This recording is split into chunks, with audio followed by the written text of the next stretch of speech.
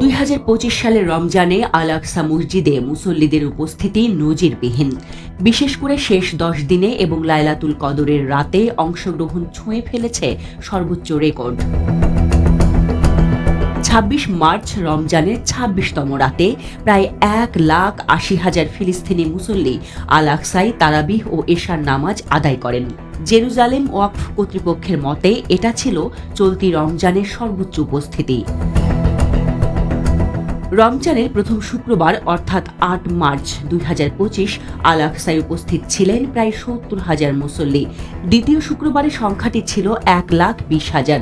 তৃতীয় শুক্রবারে তা বেড়ে দাঁড়ায় 1,50,000-এ। এর বাইরে প্রতিদিন তারাবির নামাজে গড়ে 40 থেকে 50,000 মুসল্লি অংশ নিয়েছেন। ইতিকাফে থেকেছেন কয়েক হাজার মানুষ। এই সংখ্যা শুধু ধর্মীয় প্রেক্ষাপটে নয়, রাজনৈতিক বাস্তবতায়ও তাৎপর্যপূর্ণ। কারণ ইসরায়েলি কর্তৃপক্ষ বিভিন্নভাবে ফিলিস্তিনিদের প্রবেশে বাধা দিয়ে থাকে, বিশেষ করে পশ্চিম দিক থেকে জেরুজালেমে প্রবেশে। তুলনামূলকভাবে 2024 সালের রমজানে একই সময়ে উপস্থিতির সংখ্যা ছিল উল্লেখযোগ্যভাবে কম। 2024 সালে লাইলাতুল কদরে উপস্থিত ছিল প্রায় 1,20,000 মুসল্লি, যা এ বছরের তুলনায় 60,000 কম। সে বছর ইসরায়েলি বাহিনীর অভিযান, সংঘর্ষ এবং একাধিক মুসল্লিকে আটক করার ঘটনা উপস্থিতিতে প্রভাব ফেলেছিল। এর আগে 2023 সালে আল আকসায় রমজানে একাধিকবার সহিংসতা ছড়িয়ে পড়ে। এপ্রিল মাসে ইসরায়েলি বাহিনী মসজিদে ঢুকে কাঁদানে গ্যাস ছোড়ে এবং শতাধিক মুসল্লিকে আটক করে।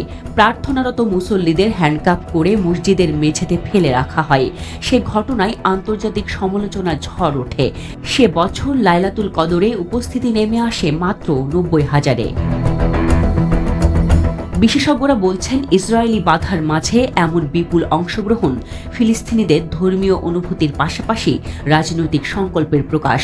বর্তমানে আল আকসা চত্বর নিয়ন্ত্রণ করে জর্ডান ভিত্তিক ইসলামিক ওয়াকফ, কিন্তু ইসরায়েল নিরাপত্তা নিয়ন্ত্রণ বজায় রাখে। এর ফলে প্রার্থনার অধিকার বারবার বিতর্কের কেন্দ্রবিন্দুতে চলে আসে।